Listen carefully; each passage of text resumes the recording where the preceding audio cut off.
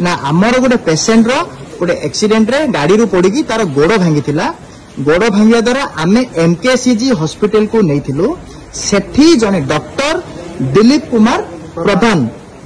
प्रधान से डॉक्टर कौन कहले एठी किछि सुविधा नहीं माने से कहया को चाहउछन्ती ब्रह्मपुर रो एमकेसीजी हॉस्पिटल महाराजा कृष्णचंद्र गजपति जो हॉस्पिटल प्रतिष्ठा करथिले सेही हॉस्पिटल रे कोनोसी प्रकार सुविधा नहीं आ तमे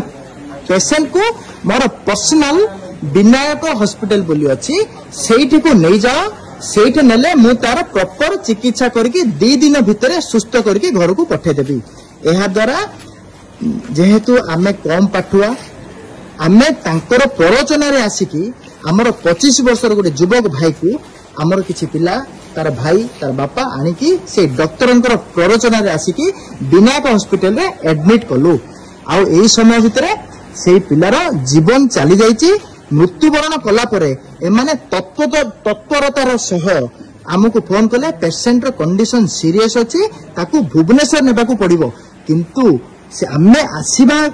भितरे से माने हॉस्पिटल कर्तृपक्ष निज तरफ गोटे एम्बुलेंस रो व्यवस्था करिकी बापा को भाई को पेशेंट को छुईबा को न देकी अति तरतर भाबरे ताकू गाड़ी भितरे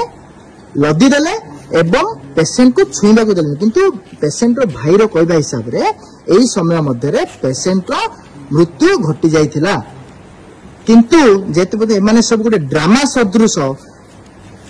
छत्रपुर पर्यंत पहुंचती सेठू पेशेंट को अधा रास्ता रे मृत्यु घोषित कले बा डेथ डिक्लेयर करदेले।